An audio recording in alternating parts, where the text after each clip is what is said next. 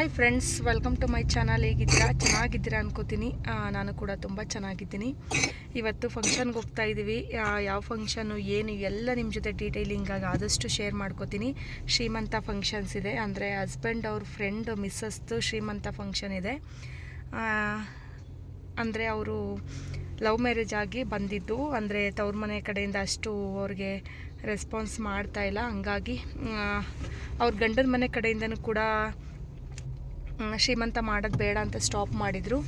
ಆದಮೇಲೆ ಹಸ್ಬೆಂಡು ಮತ್ತು ಸರ್ರು ಎಲ್ಲ ಸೇರಿ ಶ್ರೀಮಂತ ಫಂಕ್ಷನ್ಸ್ ಮಾಡೋಣ ಅಂತ ಪ್ಲ್ಯಾನ್ ಮಾಡ್ಕೊಂಡಿದ್ದೀವಿ. ಹೇಗೆಲ್ಲ ಆಗುತ್ತೆ ಆದಷ್ಟು ಶೇರ್ ಮಾಡ್ಕೋತೀನಿ, ಪ್ಲೀಸ್ ಸಪೋರ್ಟ್ ಮಾಡಿ. ನಾವು ಹೋಗೋಷ್ಟೊತ್ತಿಗೆ 10:30 ಆಗಿಬಿಟ್ಟಿತ್ತು.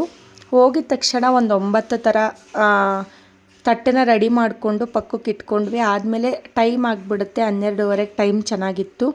ಹಂಗಾಗಿ ಅಷ್ಟೊತ್ತಿಗೆ ರೆಡಿ ಮಾಡಿ ಕೂರಿಸೋಷ್ಟೊತ್ತಿಗೆ ಟೈಮ್ ಆಗುತ್ತೆ ಅಂದ್ಬಿಟ್ಟು ನಾವು ಕೂಡ ಸ್ನೇಹ ಅಂದ್ಬಿಟ್ಟು ಶ್ರೀಮಂತ ಮಾಡಿಸ್ಕೋತಾರೆ ಹುಡುಗಿ ಹೆಸರು. ಅವ್ರಿಗೆ ಹೇರ್ ಸ್ಟೈಲ್ ಮಾಡಿ ಸ್ಯಾರಿ ಉಡಿಸಿ ಮತ್ತು ಮೇಕಪ್, ಮುಖಕ್ಕೆಲ್ಲ ಮೇಕಪ್ ಮಾಡಿ ನಾವೇ ಬ್ಯೂಟಿ ಪಾರ್ಲರ್ಗೆ ನೀರಿಲ್ಲ, ನಾನು ಮತ್ತು ಹಸ್ಬೆಂಡ್ ಅವ್ರ ಫ್ರೆಂಡ್ ಅವ್ರ ಮಿಸ್ಸಸ್ ಇಬ್ಬರು ಸೇರಿಕೊಂಡು ಮೇಕಪ್ ಮಾಡಿಬಿಟ್ಟು ಕೂರಿಸಿದ್ಮೇಲೆ ಒಬ್ಬೊಬ್ಬರೇ ಶಾಸ್ತ್ರ ಮಾಡ್ತಾಯಿದ್ದಾರೆ. ಫಸ್ಟು ಗಂಡನ ಕಡೆಯಿಂದ ಶಾಸ್ತ್ರ ಆಗುತ್ತೆ.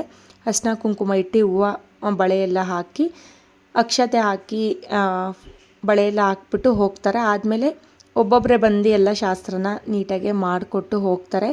ಇದು ಬಂದ್ಬಿಟ್ಟು ನಾವು ಯಾಕೆ ಮಾಡ್ತಾಯಿದ್ದೀವಿ ಅಂದರೆ ಅವ್ರ ಅಮ್ಮನ ಮನೆ ಕಡೆ ಸ್ವಲ್ಪ ಬರ್ತಿರಲಿಲ್ಲ. ಹಂಗಾಗಿ ನಾವೇ ಸೇರಿಕೊಂಡು ನಾನು ಹಸ್ಬೆಂಡ್ ಅವ್ರ ಫ್ರೆಂಡ್ಸ್ ಎಲ್ಲ ಸೇರಿಕೊಂಡು ಇದನ್ನು ಫಂಕ್ಷನ್ಸ್ನ ನೀಟಾಗಿ ಮಾಡಿಕೊಟ್ಟವ್ರೆ. ಅವ್ರಿಗೆಲ್ಲರಿಗೂ ಥ್ಯಾಂಕ್ಸ್ ಅಂತ ಹೇಳಬೇಕು.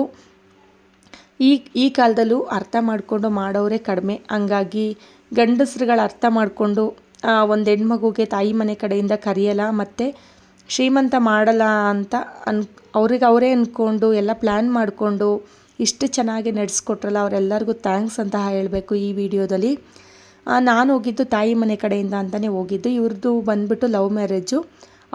ಹುಡುಗಿ ಮನೆ ಕಡೆ ಒಪ್ಪಿಲ್ಲ, ಇದು ಲವ್ ಮ್ಯಾರೇಜ್ ಆಗಿರೋದು ಒಪ್ಪಿಲ್ಲ. ಮತ್ತು ಅವ್ರು ಬಂದು ನೋಡೂ ಇಲ್ಲ ಇವಳನ್ನ. ಇನ್ನೇನು ಮಾಡೋದು, ಮತ್ತೆ ಬಿಟ್ಬಿಟ್ಟು ಸುಮ್ಮನೆ ಕೂತ್ಕೊಂಡ್ರಾಗಲ್ಲ.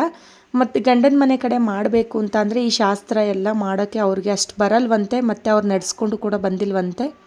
ಈಗಿನ ಕಾಲದಲ್ಲಿ ಹೆಣ್ಮಕ್ಳಿಗೆ ಒಂದು ಪ್ರೆಗ್ನೆಂಟ್ ಆದೆ ಅಂದರೆ ಶ್ರೀಮಂತ ಮಾಡಿಸ್ಕೋಬೇಕು ಅಂದರೆ ತುಂಬ ಇಷ್ಟ ಆಗುತ್ತೆ ಹೆಣ್ಮಕ್ಳಿಗೆ. ಫಸ್ಟ್ ಟೈಮ್ ಪ್ರೆಗ್ನೆನ್ಸಿ ಆದವ್ರಿಗೆ ಗೊತ್ತಿರುತ್ತದು. ನಾನು ಒಂದು ಶ್ರೀಮಂತ ಮಾಡಿಸ್ಕೋಬೇಕು, ನನಗೂ ಮೆಮೊರಿ ಇರಬೇಕು ಅನ್ನೋದು ಹುಡುಗಿಗೆ ಇರುತ್ತೆ. ಎಲ್ಲ ಹುಡುಗಿರಿಗೂ ಇದು ಎಕ್ಸ್ಪೀರಿಯೆನ್ಸ್ ಆಗಿರುತ್ತೆ, ಮದುವೆ ಆಗಿ ಪ್ರೆಗ್ನೆನ್ಸಿ ಆಗಿರೋರಿಗೆ. ಹಂಗೆ ನಾನು ಅರ್ಥ ಮಾಡಿಕೊಂಡು ಮಾಡೋಣ ಬಿಡಿ, ಏನಾಗಲ್ಲ, ಎಲ್ಲೆಲ್ಲೋ ಏನೇನೋ ಆಗುತ್ತಂತೆ. ಒಂದು ಹೆಣ್ಮಗಳಿಗೆ ಶ್ರೀಮಂತ ಮಾಡೋದ್ರಲ್ಲಿ ಏನು ತಪ್ಪಿಲ್ಲ, ಒಳ್ಳೆ ಕೆಲಸನೇ ಮಾಡ್ತಾಯಿದ್ದೀವಿ ಅಂದ್ಬಿಟ್ಟು ನಾವು ಕೂಡ ನಮ್ಮ ಕೈಲಿ ಎಷ್ಟು ಶಕ್ತಿ ಇದೋ ಅಷ್ಟಕ್ಕೆ ನಾವು ಶ್ರೀಮಂತ ಮಾಡಿ ನೀಟಾಗೆ ಅವ್ರು ಖುಷಿಯಾಗೋ ಥರನೇ ಮಾಡಿದ್ದೀವಿ. ಅವರು ಕೂಡ ಖುಷಿ ಪಟ್ಕೊಂಡು ಇಲ್ಲ ಅಕ್ಕ ಚೆನ್ನಾಗಿ ಮಾಡಿಕೊಟ್ರಿ ಅಂತ ಹೇಳಿದ್ದಾರೆ. ಅವ್ರ ಹಸ್ಬೆಂಡು ಕೂಡ ಈ ಕಾಲದಲ್ಲಿ ಯಾರು ಮಾಡ್ತಾರೆ, ನೀವು ಮಾಡಿದ್ದೀರಲ್ಲ ತುಂಬ ಖುಷಿ ಆಯಿತು ಅಂತಲೇ ಕೂಡ ಹೇಳಿದ್ರು. ಆದಮೇಲೆ ಎಲ್ಲ ಫೋಟೋಸ್ ಎಲ್ಲ ಹೊಡ್ಸ್ಕೊಂಡ್ವಿ. ಮತ್ತು ತುಂಬ ಫಂಕ್ಷನ್ಸ್ ತುಂಬ ಚೆನ್ನಾಗಾಯಿತು ಫ್ರೆಂಡ್ಸ್. ಅಂದರೆ ಹಸ್ಬೆಂಡ್ ಫ್ರೆಂಡ್ಸ್ ಎಲ್ಲ ಸೇರಿ ಮಾಡಿದ್ದಿದ್ದು, ಒಬ್ಬರೇ ಮಾಡಿದ್ದು ಅಂತ ಹೇಳಲ್ಲ ನಾನಿಲ್ಲಿ.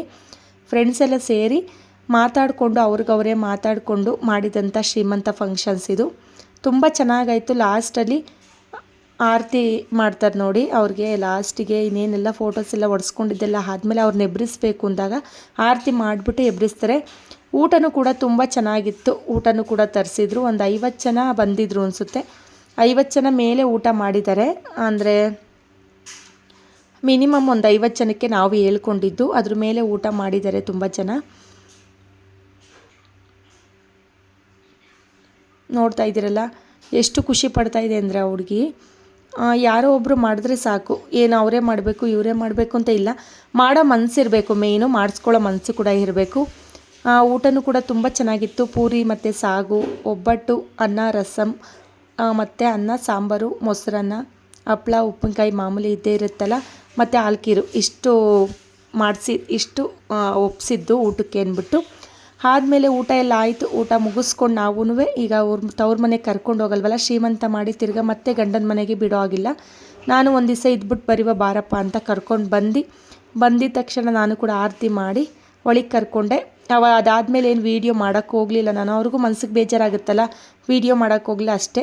ಅವತ್ತಿನ ಮಾರನೆಗೆ ಮಶ್ರೂಮ್ ಬಿರಿಯಾನಿ ಮಾಡಿ, ಮಶ್ರೂಮ್ ಕಬಾಬ್ ಮಾಡಿ ಟಿಫನ್ಗೆಲ್ಲ ಹಾಕ್ಕೊಟ್ಟೆ. ತುಂಬ ಖುಷಿಪಟ್ಟರು.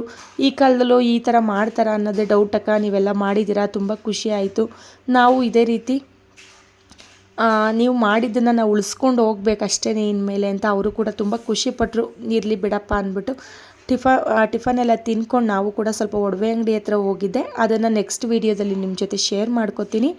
ಆದಮೇಲೆ ನಾನು ಮನೆಗೆ ಹೋಗ್ತೀನಕ್ಕ ಅಂತ ಹೇಳಿದ್ರಿಂದ ಅವ್ರನ್ನೂ ಬಿಟ್ಬಿಟ್ಟು ಬರೋಣ ಅಂತ ನಾವು ಮನೆ ಕಡೆ ಹೋಗ್ತಾ ಇದ್ದೀವಿ. ಈ ಸಿಂಪಲ್ ಫಂಕ್ಷನ್ಸ್ ವೀಡಿಯೋ ನಿಮ್ಗೆ ಇಷ್ಟ ಆಗಿದ್ರೆ ಲೈಕ್ ಮಾಡಿ, ಶೇರ್ ಮಾಡಿ, ಸಪೋರ್ಟ್ ಮಾಡಿ. Bye friends.